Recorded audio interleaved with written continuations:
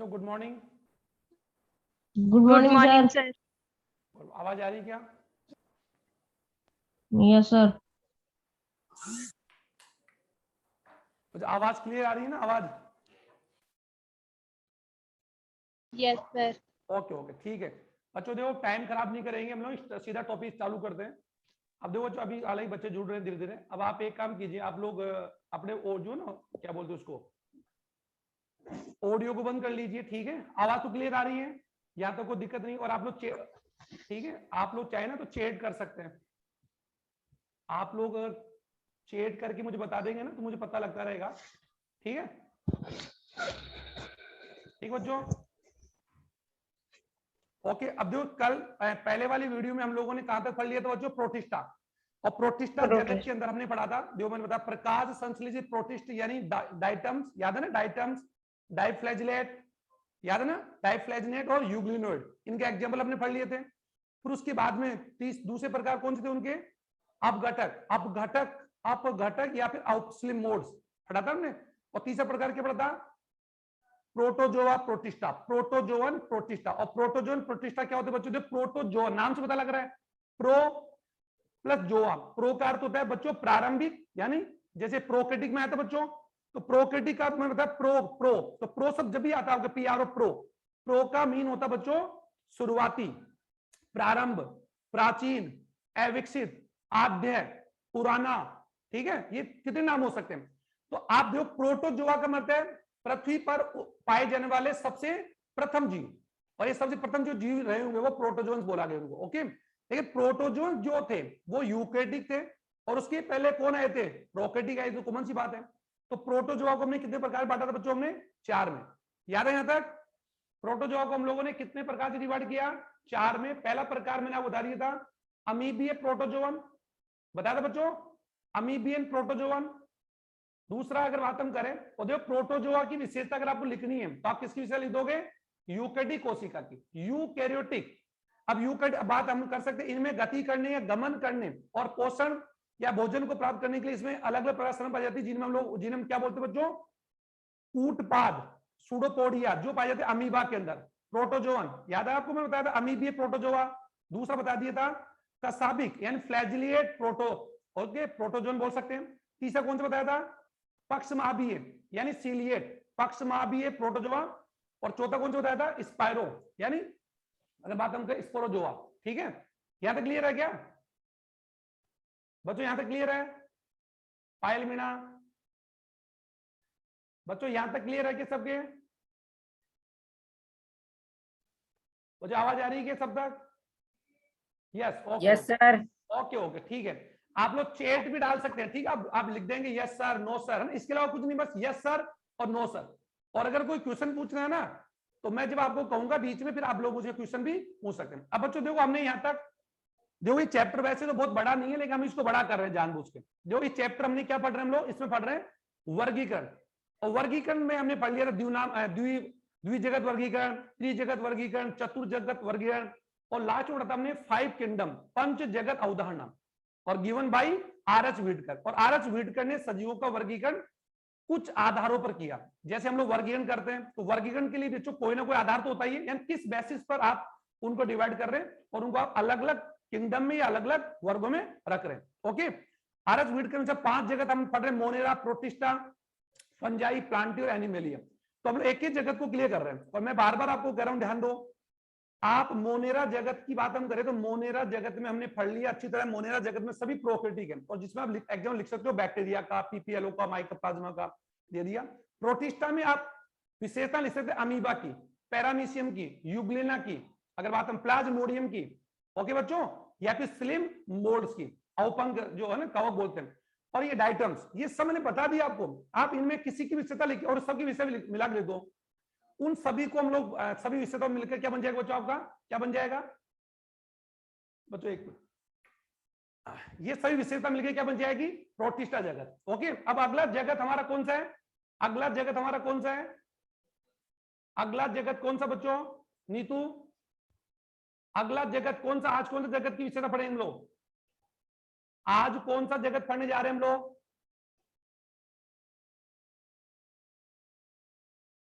Fungi. Fungi, fungi जगत। ठीक है, फंजाई जगत। ओके बच्चों, अब मैं बिना यस सर। हाँ अब मैं चालू करूंगा, 10 मिनट हो चुके।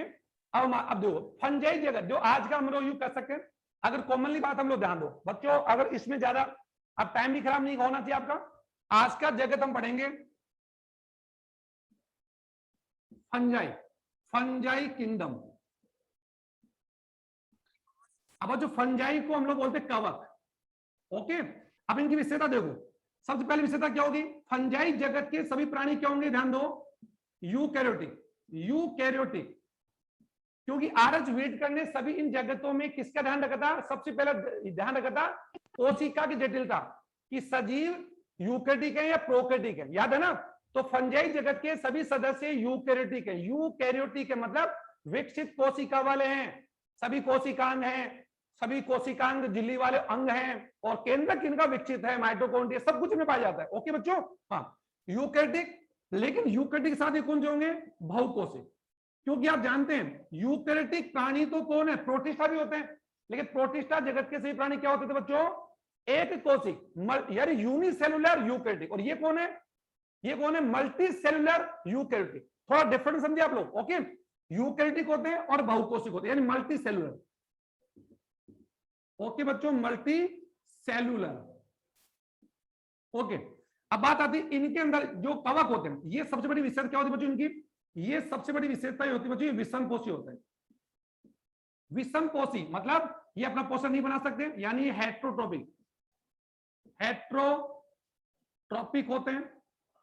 और सबसे तीसरी बात अगर बात हम करते हैं, इनका जो न्यूक्लियस होता है, ये तो साफ दिख रहा हो, लिखने हो सकता नहीं, इनका न्यूक्लियस होता है बच्चों कैसा होता है, डेवलप्ड होता है। आप समझ ले रहे हैं बच्चों, इनका न्यूक्लियस कैसा होता है, डेवलप्ड होता है, यानी विकसित। यहां तक क्लियर है।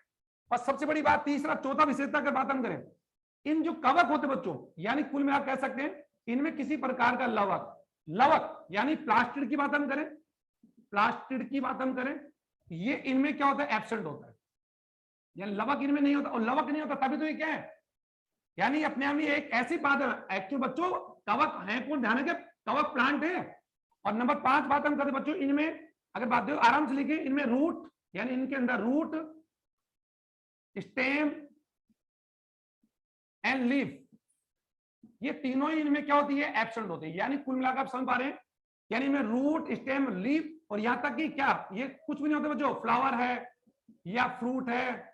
ओके, यानी ये कुछ भी नहीं बनते इनके। और सीड, यानी इन सभी के अंदर ये कुछ नहीं पाया जाए, यानी ऐसे पादप हैं जिनमें जड़, तना, पत्ती, फल फूल कुछ भी नहीं पाए जाते। अतः बिना जड़, तना, पत्ती, अतः कवकों को, इसीलिए इनके शरीर को हम लोग क्या बोलते हैं बच्चों, थैलस। क्या बोलते हैं बच्चों, थैलस या सुकाय। तो ध्यान दो बच्चों, जैसे हमारे शरीर को हम क्या बोलते हैं, बॉडी बोलते हैं, बॉडी बोल सकते हैं, बोलते हैं बच्चों। तो उसी प्रकार किसी भी प्राणी की संरचना जो होती है, उसकी स्ट्रक्चर जो होती है, उसको कुछ ना कुछ कहेंगे। तो कवक जो होते हैं इनमें जड़, तना, पत्ती नहीं होती है। आप ध्यान दोगे, यानी यू के फंजाई आर विदाउट, अगर बात हम कर सकते हैं, यानी बिना जड़, तना, पत्ती के पादप। अच्छा, इनके ये तो मैं लिख रहा हूं, अब इसमें लंबा जाने की आवश्यकता नहीं। इनके जो शरीर होता है, यानी अभी मैं एक एग्जाम्पल बताऊं, ये बहुकुज होते हैं, इनके में इष्ट होते हैं बच्चों, ध्यान देना, इसी में इष्ट होता है बच्चों, ध्यान दो। और इष्ट अपने में कौन है, इष्ट अपने में बच्चों एक कवक है, जिसका उपयोग हम लोग, ध्यान से सुन लीजिए, जिसका उपयोग, इष्ट का उपयोग शराब बनाने में, इष्ट का उपयोग हम लोग वाइन बनाने में, शराब बनाने में, और यहां तक कि जितनी बेकरी के आइटम जो होते हैं उनमें बनाने का यूज किया जाता है। लेकिन इष्ट अपने आप में कैसे, हमारे सब्जियों पर लगने वाले जो व्हाइट कलर के बच्चों, जो अरे व्हाइट कलर का देखोगे फफूंदी, वही होता है। समझ आ रहा है बच्चों, आपके सब्जियों पर, रोटियों पर, या आपके पानी की मटकी देखी होगी बच्चों, तो पानी की मटकी के ऊपर देखा होगा, पुरानी मटकी व्हाइट कलर का एक लेयर आ जाती है, व्हाइट देखा हो बाहर, तो वो अपने आप में कौन है, फंगस ही है। और बरसात के दिनों बच्चों आपके शरीर के ऊपर जो खुजली चलती है, खुजलियां जो चलती है बच्चों बरसात में, वो फंगस ही चलती है, क्योंकि फंगस हमेशा नमी में पाई जाती है। और ये क्या एयर में भी है क्या, हाँ ये एयर में पाई जाती है, ध्यान दोगे, ये जल पर, थल पर, हर जगह पाए जाते हैं। लेकिन ये अपने आप में क्या होते हैं, बहुकोश। लेकिन इनमें जो इष्ट होती है, इष्ट आप सुन रहे हो जो इष्ट, एक वो कवक है जो अपने आप में कौन है, एक कोशिक है, यानी तो यूकैरियोटिक तो है, यूकैरियोटिक तो है, यूकैरियोटिक है। ओके बच्चों, लेकिन कैसे, एक कोशिक है। ओके, और बाकी सब कौन है, बहुकोशिक है। एग्जाम्पल लिख लेंगे, राइजोपस है, म्यूकर है। ओके, यानी इसके एग्जाम्पल से अगर बात हम करें, एगेरिकस है, यानी बहुत से एग्जाम्पल हम लोग लिख सकते हैं म्यूकर, लेकिन ज्यादातर एग्जाम्पल हम लोग बात करेंगे। अब बात आती है, तो लिख लिया, इनके शरीर को या इनका जो शरीर होता है बच्चों कैसा होता है, तंतुनुमा, तंतुनुमा होता है, इसलिए इनके शरीर को हम लोग क्या बोलते हैं, कवक जाल, कवक जाल, माइसीलियम, माइसीलियम,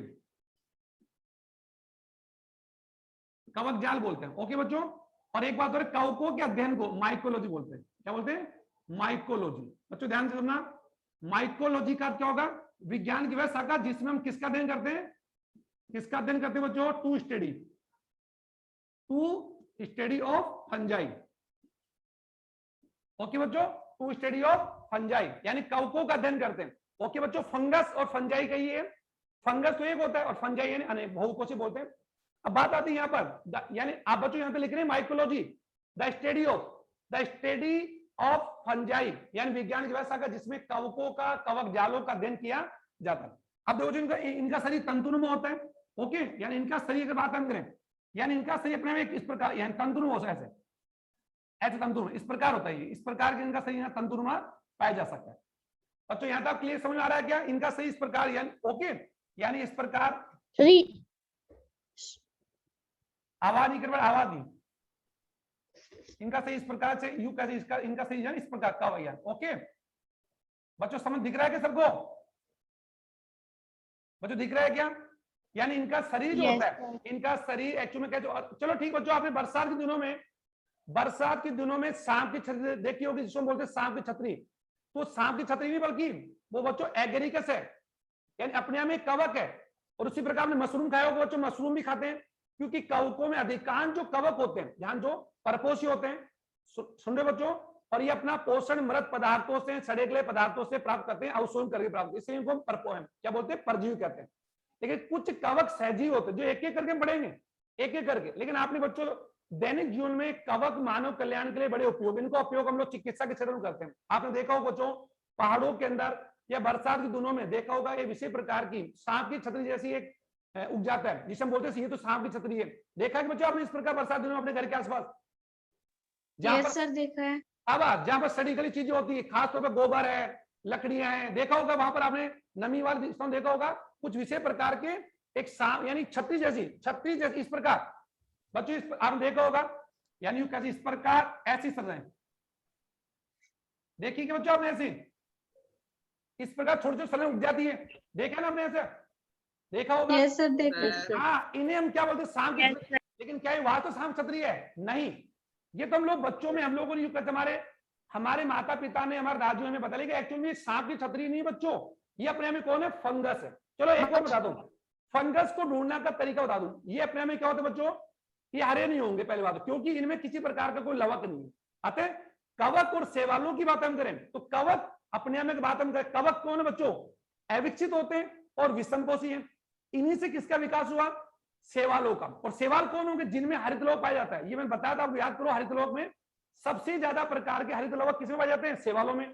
और शैवाल अपने में कैसे होते हैं बच्चों, रंगीन होते हैं, लाल, भूरे, नीले, हरे, चमकीले, सुनहरे, बताया था आपको, याद है। जो हम आगे बढ़ेंगे तो धरती पर सबसे जो पहले पादप आए होंगे वो कौन से आए होंगे बच्चों, फंगस आए होंगे, फंजाई आए, ठीक है। क्योंकि ये यूकेटिक थे, लेकिन कैसे थे, विषमपोषी, बिकॉज दे कांट, यानी they can't produce their food और देयर सेल्फ, वो अपना भोजन नहीं बना सकते, because they don't have any plastid, इनमें किसी प्रकार का कोई प्लास्टिड नहीं है। अब तो समझ आ गया बच्चों। अब आपके दिमाग में आ रहा होगा कि आरएच व्हिटकर ने फंजाई को अलग क्यों रखा, तो इसका कारण क्या था, सुनो। जो फंजाई को पादपों से अलग रखने का कारण क्या था, पादप स्वयंपोषी होते हैं और ये क्या होते हैं, विषमपोषी, इसलिए इनको पादपों से अलग जगत में जगह दी गई। लेकिन आगे का वर्गीकरण हम और पढ़ेंगे, आगे का वर्गीकरण जो पढ़ेंगे बच्चों, तो कवक और शैवाल को रखा गया थैलोफाइटा में। ध्यान सुन लीजिए, आगे का वर्गीकरण जो और पढ़ेंगे हम लोग, आरएच व्हिटकर के अलावा और भी बहुत से वैज्ञानिक, एंगलर है, ऑस्वाल्ड टिप्पो है, समझ आ रहा है कि आपको, कई फिशर है, कई ऐसे साइंटिस्ट ने अपना अलग अलग वर्गीकरण हो गया। तो आगे का वर्गीकरण, क्या यही वर्गीकरण सबसे मान्य है क्या, नहीं, आगे वर्गीकरण और पढ़ेंगे हम, तो आगे वर्गीकरण तुम्हारा समझ आ जाएगा कि कवक और शैवालों को आगे एक वर्ग में रखा है जिसका नाम थैलोफाइटा। ओके, थैलोफाइटा के आगे कौन से पादप हैं, ब्रायोफाइटा, फिर टेरिडोफाइटा, फिर जिम्नोस्पर्म और फिर एंजियोस्पर्म। ये तो पढ़ा होगा 9th क्लास में, बच्चों यहां तक याद आ रहा है थोड़ा बहुत 9 क्लास? अरे 9 क्लास याद आ रही क्या आपको? Yes sir, yes sir, yes sir. Okay okay okay, ठीक है ठीक है, आप जवाब दे रहे हैं, ओके मैं देख पा रहा हूँ, ठीक है बच्चों ठीक है। अब देखो ज्यादा टाइम खराब ना करते हुए आगे बढ़ते हैं। तो ये अच्छा, बरसात के दिनों में बच्चों देखा होगा हर व्यक्ति के शरीर पर खुजली जरूर चलती है, कारण जैसी ही बरसात होती है वातावरण में नमी हो जाती है, और नमी में फंगस जो होते हैं वो एलर्जी जनन करता है, और एलर्जी जनन करके वो संख्या बढ़ाते हैं। तो क्या हवा में फंगस होता है क्या? हाँ, अभी बच्चों कोरोना में ग्रसित व्यक्तियों के कौन सा रोग होता है? Black fungus. अब तो आगे ब्लैक फंगस, तो वो ब्लैक फंगस और क्या है? फंगस ही है। ब्लैक फंगस है, व्हाइट फंगस है, येलो फंगस है, अब तो समझ आ गया ना, ग्रीन फंगस। तो ये फंगस ही है, और ये फंगस जनरली बच्चों कहां होता है? नमी में होता है, और नमी का मतलब इन दिनों में। अच्छा बच्चों एक चीज ध्यान दो, इन दिनों में हम लोग सबसे ज्यादा सफर क्या कर रहे हैं कि घर में हमारा जो खाद्य सामग्री है, सब्जी है, फल फ्रूट है, ये जल्दी खराब हो जाते हैं, समझ आ रहा है ना? तो बरसात के दिनों में हमारे साग सब्जियां हैं या फ्रूट आप लाके रखो, आप खीरा ककड़ी लाके रख दो बच्चों को, रखो 2-3 दिन में देखोगे उनके ऊपर व्हाइट व्हाइट कलर का लेयर आ जाएगा, तो वो कौन है? फंगस है। पपीता देख लीजिए आप, पपीता देख लीजिए 2 दिन में आप रख लीजिए तो आप देखोगे पूरी पपीता खराब हो जाती है, उसमें व्हाइट व्हाइट फंगा आ जाता है, और ऐसी पपीता को खाना नहीं चाहिए। ओके, इसलिए फल फ्रूट को जब भी आप खाएं फ्रिज से निकाल कर भी खाएंगे तो हमेशा क्या करेंगे? वॉश करेंगे, ठीक है बच्चों, वॉश करेंगे ढंग से, आराम से धोकर फिर उसको साफ करके फिर खाओ। चलो आगे बढ़ते हैं। तो ये मैंने बता दिया। अच्छा, इनका जो कवक जाल होता है बच्चों, इनके कवक जाल जो होता है, इनके कवक जाल साथ ही एक्चुअल क्या होता है? इनका कवक जाल होता है, और ये एक्चुअल कैसे होते हैं? बहुकेंद्रीय होते हैं। कैसे हो सकते हैं? बहुकेंद्रीय, बहुकेंद्र की हो सकते हैं। और इनके कवक जाल विशेष प्रकार के होते हैं पट, यानी इनके कवक जाल या तो क्या होगा? पटयुक्त होगा, या फिर क्या होगा? पटहीन होगा। पट का अर्थ होगा बच्चों सेप्टम, जो एक ध्यान दो, आप समझेंगे अभी। जैसे बच्चों हमारे कमरों की दीवार के बीच में, कमरों में हम लोग बड़े कमरे को छोटा करने के लिए क्या लगाते हैं बच्चों? दीवार लगाते हैं ना। तो दीवार लगने की वजह से एक कमरा कितने कमरे बढ़ गया? 2 में। तो वैसे इनके कवक जाल में क्या होते हैं? सेप्टम होते हैं, पट होते हैं। तो सेप्टम अगर होंगे तो इनका कवक जाल क्या होगा? पटयुक्त होगा। ऐसे देखो, ऐसे आप समझ सकते हैं। देखो ये इनका कवक जाल, समझो एक बार, ये इनका ऐसे कवक जाल ऐसे, ओके। तो ये इनका अब इसी कवक जाल में अगर बात इस पर देखो, दिख रहा है बच्चों इस प्रकार, ये इस प्रकार संरचना अगर है, आप दिख रहा है कि बच्चों ये संरचना अगर बन जाती है तो ये कवक जाल किसमें बढ़ गया? बढ़ गया नहीं, देखो इनमें पट आ गए, तो पट इस पर पटयुक्त बोले। और इनके जो केंद्र होते हैं, इनके केंद्र क्या होते हैं? एक से अधिक होते हैं, इसलिए इनको क्या बोलते हैं? बहु केंद्रीय बोलते हैं। यहां तक क्लियर है? यहां तक क्लियर बच्चों? बहुकेंद्रीय पटयुक्त होते हैं, पटहीन हो सकते हैं। यहां तक किसी बच्चों को कोई प्रॉब्लम है क्या? नहीं है ना? अब देखो कवकों की विशेषता और है। कवक अभी भी बताया, कवक अपने में कौन है बच्चों? कवक एक्चुअल प्रकृति कैसे विषम कोषी है, राइट। और ये अपना पोषण, अब बात आती है ये अपना पोषण कैसे प्राप्त करते हैं? ये अपना पोषण किससे प्राप्त करते हैं बच्चों? मृत चीजों से, मृत पदार्थों से। जैसे मैंने आपको याद है पोषण क्या था? प्राणी बांटा था हमने, प्राणी सम और मृतोपजीवी। बच्चों याद है क्या? मृतोपजीवी कौन है? जो मृत पदार्थों, सड़े गले पदार्थों से अपना भोजन प्राप्त करते हैं। तो ये मृतो यानी ये मृतोपजीवी है। और ये अपना भोजन कैसे प्राप्त करते हैं? ये अपना भोजन मृत पदार्थों से, सड़े गले पदार्थों, सड़े गले पदार्थों को ध्यान दो ना, जैसे पेड़ पौधों की यूं कह सकते हैं, जड़ है, तना है, पत्तियां हैं, या फिर कह सकते गोबर है, ओके। सड़े गले पदार्थ यानी मृत पदार्थों है, मृत सड़े गले पदार्थ अपना पोषण प्राप्त करते हैं। और ये उन पदार्थों का क्या करते हैं बच्चों? अवशोषण। कौन सा अवस्था में? अवशोषण करते हैं, राइट। क्योंकि ये जो मृत जीवी पदार्थ होते हैं, सब बताया तो उनको, जो ये क्या करते? सड़े गले पदार्थों पर एंजाइम छोड़कर उनका बाहरी जटिल सरल करते हैं, फिर उनका क्या करता है? शोषण करते हैं। और जो प्राणी सम होते हैं, होलोजोइक होते हैं, वो क्या करते हैं? भोज्य पदार्थों को खाकर फिर पचाते हैं, याद होगा। तो कवक हमेशा क्या है? मृतोपजीवी है जनरली। और ये सड़े गले पदार्थों से, पदार्थ जो सड़े गले पदार्थ होते हैं उनका क्या करते हैं? सरल रूप में क्या करते हैं? शोषण करते हैं, ठीक है। अब बात आती है, ये तो हमने कर लिया। साथ ही कुछ कवक प्रकृति, इसलिए इन कवकों में क्या बोलते हैं? परजीवी। देखो ज्यादातर कवक क्या होते हैं? परजीवी भी है। कुछ कवक क्या है बच्चों? सहजीवी भी है। अब समझ आ रहा है कि बच्चों परजीवी सहजीवी। अब बात है परजीवी क्या होते हैं? परजीवी क्या होते हैं? वे जंतु या वे जीव जो अपना भोजन और आवास, जो अपने भोजन और आवास के लिए दूसरे जीवों पर निर्भर रहे। तो जो दूसरे जीवों पर निर्भर रहकर अपना पोषण प्राप्त करता है और उसके शरीर पर रहता है, समझ आ रहा है? तो ऐसे जीव को तो बोलेंगे परजीवी, पैरासाइट। और जिस जीव पर ये निर्भर रहते हैं उसे हम बोलते हैं क्या? बोलते हैं परपोषी। तो ज्यादातर अगर मैं बात करूं ब्लैक फंगस की बात हम करें, ध्यान दो, ब्लैक फंगस हमारे शरीर के लिए क्या बच्चों, परजीवी, और हम उसके लिए कौन है, परपोषी। क्योंकि परजीवी जो होगा वो अपने परपोषी को हमेशा क्या पहुंचाता है, हानि। ये ध्यान सुनना। तो परजीवी, कवक और परजीवी हमेशा किसके पर निर्भर रहते हैं, ये ध्यान दो, किस पर निर्भर रहते हैं बच्चों, परपोषी। और परजीवी और परपोषी के बीच का जो संबंध होगा वो संबंध किस प्रकार का होगा, प्लस और माइनस का होगा। क्यों, क्योंकि परजीवी अपने परपोषी के साथ जो संबंध बनाता है, तो परजीवी अपने परपोषी से अपना आहार प्राप्त करता है, आवास प्राप्त करता है। इसके बदले में परजीवी अपने परपोषी को क्या पूछाता है, हानि। इसीलिए इस प्रकार के संबंध को, इस संबंध को परजीवी, तुम्हें दिख रहा होगा जो परजीवी और परपोषी के संबंध का नाम क्या होता है बच्चों, परजीविता। क्या नाम होता है बच्चों, परजीविता। पैरासाइटिज्म, परजीविता। अब परजीविता का संबंध आपके सामने बता रहा हूं, आप सुन लीजिए। परजीविता संबंध क्या बच्चों, वह संबंध जिसमें एक जीव दूसरे जीव को हानि पहुंचाए और दूसरे जीव से क्या प्राप्त करे, लाभ प्राप्त करे। इस प्रकार के दो जीवों के संबंध को क्या बोलते हैं, परजीविता। बच्चों समझ आ रहा है क्या, अरे यहां तक समझ आ रहा है सर क्या? एक बार वापस बताना।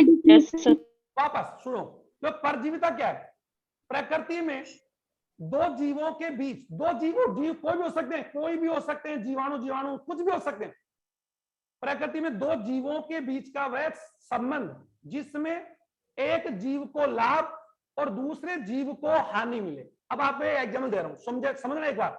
जैसे बच्चों हम लोग मानव, हम लोग महामानव, हमारे घर में हमने किसी व्यक्ति को रखवा हमारे घर में काम करने के लिए, सुना एक बार, तो जिसको हमने काम पर रखा वो भी मानव है और हम भी मानव है। लेकिन जिसको हमने काम पर रखा, हमने उसको रहने के लिए कमरा दिया और उसको खाना भी दिया और महीने की तनख्वाह भी, सैलरी भी दी। समझ आ रहा है? तो वो व्यक्ति हमारे साथ रह रहा है काफी दिनों तक, काम कर रहा है, सब कुछ है, लेकिन अचानक वो व्यक्ति हमारे घर में फ्रॉड करके या चोरी करके भाग जाए। नहीं समझ आ रहा? अचानक वो हमारे घर में चोरी कर ले या हमारे किसी सदस्य को हानि पहुंचा दे या मार दे, तो बताओ हम उसके लिए क्या थे, परपोषी थे। क्योंकि हमने उसको जगह दी, नौकरी दी, सैलरी दी और उसको अच्छा खाना दिया।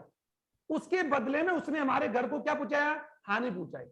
तो बताओ वो हमारे लिए क्या बन के गया, वो हमारे लिए क्या बन के गया, परजीवी बन के गया, सजीव बन के गया,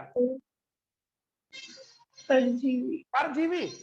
अरे बच्चों परजीवी, जैसे कि मच्छर की बात हम कर रहे हैं, मच्छर की बात हम कर रहे हैं, मच्छर हमारी बॉडी पर आता है, बैठता है और हमारे बॉडी का ब्लड चूसता है। तो वो हमारे ब्लड को चूस रहा है और साथ ही हमारे शरीर के रक्त में या शरीर में कई प्रकार के रोग जिन्हों को छोड़ देता है, जैसे कि प्लाज्मोडियम छोड़ दिया, डेंगू वायरस छोड़ दिया। समझ आ रहा है क्या? तो इससे क्या हो रहा है कि उसने हमारे शरीर से ब्लड ले लिया, यानी हमने उसको आहार दे दिया और उसके बदले उसने हमारे को क्या दिया, हानि पहुंचाई। तो वो हमारे लिए क्या हुआ, परजीवी। बच्चों आप मुझे आवाज है, किसी आवाज है, मुझे समझ नहीं आ रहा, आवाज नहीं। प्रशांत आप क्या आवाज आ रही है, प्रशांत बेटा आवाज आ रही है आपके यहाँ तक? सूरजमल चौधरी अपने बंद करो इसको, स्पीकर को। आप एक बार ध्यान दीजिए, बोले तब आप उसको ऑन किया करो। अब एक बार ध्यान सुनो, अभी मैं इतना आपको समझा रहा हूँ, जो इतना टाइम नहीं हमारे पास, क्लास का अपडेट का टाइम भी आ गया है, ये मतलब टाइम कम होता है। अब देखो परजीवी का समझो ना आप, वह जीव जो अपने भोजन और आवास के लिए दूसरे जीवों पर निर्भर रहता है। अभी अभी आपने क्या देखा कि कवक अपना भोजन नहीं बना सकते, सुन रहे हो? तो फिर ये अपना भोजन किसी ना किसी पर निर्भर रहकर प्राप्त करेंगे। तो ये तो फिर वो क्या करेंगे, परजीवी। अब परजीवी क्यों बोल रहे हैं, क्योंकि परजीवी जिससे अपना पोषण प्राप्त कर रहे हैं उसको क्या पहुंचा रहे हैं, हानि। एक एग्जाम्पल और मेरे सामने, जैसे कि हेजा का बैक्टीरिया विब्रियो कोलेरी, सुनना एक बात, तो विब्रियो कोलेरी हमारी बॉडी में गया भोजन, सब्जी, रोटी आदि के साथ, सुनना, हमने उसको रहने के लिए हमारे आमाशय में जगह दे दी, कोई बात नहीं, रह ले तू, आराम से रह ले, खाना खा ले, कुछ भी कर ले, हमने कोई ध्यान नहीं दिया, क्योंकि हमारे इतने बड़े शरीर में करोड़ों अरबों बैक्टीरिया हैं। सुन रहे हो क्या? आप रोजाना करोड़ों बैक्टीरियाओं को श्वास द्वारा लेते हैं, क्या श्वास द्वारा वायु नहीं जा रही क्या? तो वायु में बैक्टीरिया नहीं है, वायरस नहीं है, फंगस नहीं है, क्या नहीं है, सब जा रहे हैं। तो वो आपके शरीर जा रहे हैं, अब जाकर आपने उनको, और आप अपने हाथों जो आप खाना खाते हो ये भी गंदे ही है। आप देख, जितने भी आप लोग खाना खाते हैं वो हमेशा हम लोग उसके साथ कई प्रकार जीव खाते हैं। ओके बच्चों, जो दिखाई नहीं देते, इनमें से कुछ हमारे लिए लाभकारी, कुछ हानिकारी। अब हानिकारी क्या है? अब ये जीव या जीवाणु आपके शरीर में गए, वहां जाए, रह रहे हैं, खा रहे हैं, पी रहे हैं, सब कुछ कर रहे हैं, खेल रहे हैं, कूद रहे हैं, कोई पता नहीं। लेकिन अचानक आपके पेट में दर्द होता है, अचानक, और पेट दर्द आपकी उल्टी और दस्त होते हैं, और आप डॉक्टर जाते हैं, पता लगता है कि आपके हैजा हो गया, तो डॉक्टर बताएगा हैजा किससे हुआ, विब्रियो कोलेरी से। और विब्रियो कोलेरी कौन है, एक जीवाणु। तो आपने उसको क्या किया, आपने उसके साथ क्या किया, अच्छा व्यवहार किया, अरे किया था ना, लेकिन विब्रियो कोलेरी ने आपको क्या दिया, हैजा, उल्टी, दस्त, पेट में दर्द, मरोड़, और इलाज नहीं हो तो मृत्यु। तो वो हमें क्या पूछा रहा है, हानि, और खुद को क्या मिल रही है, लाभ। तो वो देखो ये परजीवी को क्या मिल रहा है, लाभ प्लस, और इससे क्या मिल रहा है, माइनस। इस संबंध को क्या बोलेंगे, परजीवी। अब आ गया, तो कवक ज्यादातर क्या होते हैं, तो कवक ज्यादा परजीवी होते हैं। अब आगे देखो, आगे हटा दीजिए। अब दूसरे प्रकार कुछ कवक क्या होते हैं, सहजीवी, मतलब कुछ कवक क्या करते हैं, सहजीवी। सहजीवी का क्या होते हैं कि कवक, कुछ कवक क्या करते हैं बच्चों, कुछ जंतुओं और पादपों के साथ, कुछ अन्य जंतुओं के साथ इस प्रकार शास्त्रीय जीन बनाकर रहते हैं जिससे दोनों को लाभ मिलता है, और दोनों ही प्राणियों को क्या कहेंगे, सहजीवी, सहजीवी। ठीक है, उदाहरण, अब उदाहरण बता रहा हूं आपको, सुनो, उदाहरण देखो, उदाहरण देखो, सहजीवी। अब जो कुछ कवक सहजीवी होते हैं, अब कैसे, यानी अब बता दूंगा सहजीवी कवक कैसे, यानी कह सकते हैं कवक और उच्च कुल की पादपों की जड़ों के बीच एक संबंध होता है जिसका नाम होता है बच्चों कवक मूल। कवक मूल या माइकोराइजम, माइकोराइजम दिख रहा होगा आपको, कवक मूल। अब सुनो कवक मूल क्या होता है, सुनो, जो नाम क्या है, कवक मूल क्या है, प्रकृति में उच्च पादप, उच्च पादप, कोई भी उच्च पादप हो सकता है आपका, जैसे कि अगर मैं यूकेलिप्टस, उच्च पादपों की जड़ों पर एस्कोमाइसिटीज यानी कुछ विशेष प्रकार के कवक पाए जाते हैं। तो वहां पर कितने प्रकार जीव हो गए, एक तो होगा उच्च पादप, हायर प्लांट्स हो गया, यानी आपके एंजियोस्पर्म, उसकी जड़ों पर, उसकी जड़ों पर एक कवक पाया जाता है, कवक मूल पाया जाता है, क्या बोल, सॉरी, कवक वो पाया जाता है, क्या बोलते हैं, कवक तंतु। तो वहां पर कवक तंतु और उच्च कुल की पादपों की जड़ों के बीच में जो संबंध है वो सहजीविता का है, संबायोटिक का है। कैसे, क्योंकि संबंध से उस उच्च पादप की जड़ों को भी फायदा और उस कवक को भी फायदा। इसके मतलब क्या होगा कि कवक को वहां रहने के लिए, जड़ों, उत्पादों की जड़ों रहने के स्थान मिल जाएगा और आवास पोषण मिल जाएगा, राइट, क्योंकि कवक अपने चूसकंग द्वारा उससे अपना पोषण प्राप्त कर लेंगे। लेकिन इसके बदले में कवक उस पादप की जड़ को क्या देंगे, नाइट्रोजन को नाइट्रेट बदलकर, नाइट्रोजन का नाइट्रेट में स्त्रीकरण करके उसको नाइट्रोजन की पूर्ति करेंगे। तो उच्च कुल की पादप को किसकी पूर्ति हो गई, नाइट्रोजन की हो गई ना। और नाइट्रोजन पादपों के लिए बच्चों, नाइट्रोजन पादपों के लिए एक आवश्यक तत्व है, एक आवश्यक खनिज है जिसके द्वारा पादपों में क्या होती है, वृद्धि। इसीलिए किसान अपने खेत में सबसे पहले क्या डालता है, ध्यान है क्या, यूरिया डालता है, क्योंकि यूरिया में क्या है, नाइट्रोजन है। और हम देखो बरसात की जल के साथ, बच्चों देखो बरसात की जल जैसे ही फसल या किसी पेड़ को लगता है तो देखा होगा 2-3 दिन बाद उसकी ग्रोथ अपने आप बहुत अच्छी होती है, क्योंकि बरसात के जल में नाइट्रोजन नाइट्रेट और नाइट्राइट के रूप में भूमि पर आता है। और आप भी जानते हैं कि पादप की, किसी भी पादप की वृद्धि के लिए सबसे इंपॉर्टेंट खनिज या सबसे इंपॉर्टेंट तत्व कौन सा है, नाइट्रोजन, फास्फोरस और पोटेशियम। सुन रहे हो क्या, एनपीके। तो नाइट्रोजन से पादपों में क्या होती है, वृद्धि होती है। इसीलिए हम लोग पादपों की वृद्धि के लिए किसान अपने खेत में सबसे पहले क्या डालते, ध्यान है क्या, यूरिया। तो यूरिया तो हमने बनाया, यूरिया तो हमने बनाया हुआ है, राइट, लेकिन यूरिया क्यों डालते हैं, नाइट्रोजन की पूर्ति करने के लिए। उसी प्रकार बरसात के जल में देखा होगा, बरसात का जल लगते ही एक तो आपने कुएं से खेत को पानी दो, सुना, और एक बरसात का पानी। अभी देखो इन दोनों बरसात आ रही है तो चारों तरफ हरियाली हरियाली उग गई ना, और चारों तरफ आपके जो पेड़ थे वो सारे के सारे अपने आप ही ग्रोथ लग रही, नई पत्तियां आ रही, देख रहे हो ना आप। तो वो किसका कमाल है, बरसात के जल में नाइट्रेट होती है, और नाइट्रेट वर्षा जल के रूप में कहाँ आएगी, मृदा से पादप की जड़ें उनका क्या करेगी, अवशोषण करेगी, और जड़ उसे कहाँ पहुंचाएगी, पत्तियों तक, तने तक पहुंचाएगी, और पादों की वृद्धि होगी। चलो इतना ज्यादा लंबा नहीं जाएंगे, बहुत लंबा हो गया। अब ये बता दिया। तो कुल मिलाकर इसी प्रकार से कुछ कवक क्या करते हैं बच्चों, कवक और शैवाल आपस में सहजीवी, यानी कवक और शैवाल, ध्यान दीजिए ये दोनों अपने आप यहाँ पर कौन है, सिम्बायोटिक। कवक और शैवालों के सहजीवी संबंध से किसका निर्माण होता है, लाइकेन। ये बच्चों ध्यान देना, मैं फिर कह रहा हूं, लाइकेन एक वे पादप है। लाइक देखो, कवक अलग है, शैवाल अलग होते हैं, लेकिन लाइकेन भी एक अलग पादप है, वनस्पति है। लाइकेन हमेशा ठंडी जगह पाई जाती है, और लाइकेन अपने आप में वे पादप जिनमें कवक और शैवाल दोनों मिलकर साथ साथ जीवन यापन करते हैं। मैं फिर एक बार निवेदन कर रहा हूं, देखो बच्चों, प्रकृति में कवक भी अलग होते हैं, शैवाल भी अलग होते हैं। कवक विषमपोषी होते हैं, शैवाल स्वयंपोषी होते हैं। लेकिन प्रकृति में विषमपोषी कवक और स्वयंपोषी शैवाल आपस में मिलकर एक जाल बनाते हैं। उस जाल को क्या बोलते हैं बच्चों? लाइकेन। तो लाइकेन प्रकृति में आपके सामने सबसे अच्छा उदाहरण अगर आपको पूछे तो किसका उदाहरण बच्चों? सहजीविता का। और इस लाइकेन नामक संबंध में कवक और शैवाल दोनों को क्या मिल रहा है? लाभ। कैसे? देखो, कवक और शैवाल को क्या फायदा हो रहा है कि कवक शैवालों के लिए आवास बनाता है, राइट, और शैवाल उनके लिए पोषण बनाते हैं। तो दोनों को इस प्रकार के साथ ही संबंध का नाम क्या? लाइकेन है। तो लाइकेन संबंध में अगर आपने कवक को शैवाल से अलग कर दिया, दोनों को अलग कर दो, तो दोनों ही क्या हो जाएंगे? नष्ट हो जाएंगे। तो सहजीविता उसे बोलते हैं जब जिस संबंध में दोनों जीवों को एक दूसरे से क्या मिले? लाभ मिले। तो प्रकृति में सबसे अच्छा उदाहरण अगर आपको सहजीवी का देखना है बच्चों, तो वो किसका उदाहरण देख सकते हो आप? लाइकेन। अच्छा, एक और उदाहरण बता रहा हूं। क्या बच्चों, हमारे आहार नाल के बड़ी आंत के अंदर कई प्रकार के प्रोटोजोआ पाए जाते हैं। ये प्रोटोजोआ आपके भोजन के पाचन और अवशोषण में आपकी मदद करते हैं, और उसके बदले आप उनको रहने के लिए आवास और खाना देते हैं। तो आप मानव और उन प्रोटोजोआओं के बीच में एक संबंध कौन सा होगा? बताओ। सहजीविता। Very good, very good. अब आ गया सहजीविता। आवास। वेरी गुड, है ना? हाँ, अब उसी प्रकार अगर बता मान लो वो बैक्टीरिया, अगर आपको नुकसान पूछा है तो फिर वो बैक्टीरिया क्या है? परजीवी है। और जो आपको लाभ पूछा है, आपसे लाभ ले और लाभ दे, यानी do good and have good, अच्छा करो छुपाओ वाला सिस्टम है, तो सहजीवी। तो प्रकृति में लाइकेन किसका उदाहरण आपके सामने?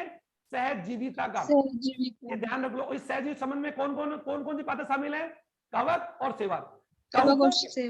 लाइकेन में जो कवक है, लाइकेन में जो कवक है उनको बोलते हैं बच्चों कवलान, या क्या बोलते हैं? यानी उसे बोलते हैं कवक। कवक का भाग बोल सकते हैं, और यानी कवलांस बोल सकते हैं। और शैवाल को क्या बोलते हैं? शैवलांस। ओके, ये दोनों मिलकर क्या बनाते हैं? लाइकेन। तो ये मैंने आज आपको, अब तो जल्दी टाइम खराब हो रहा है, अब मैं आपको कहता हूं, ये तो हम पढ़ लेंगे। अब कवकों की बच्चों, कवकों का जो कवक जाल है, जो एक उदाहरण और जल्दी, जो कवकों की बात तुम एक वो बताओ। कवकों के अंदर बच्चों, कवकों में कायिक जनन, जल्दी, कवकों में कायिक जनन जो होता है वो विखंडन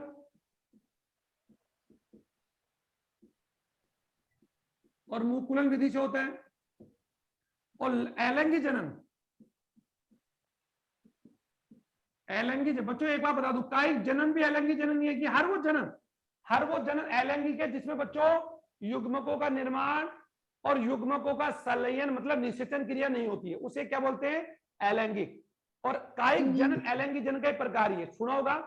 तो कवक जो होते हैं, कवक, और कवक अपने आप में कौन बच्चों? लोअर प्लांट है।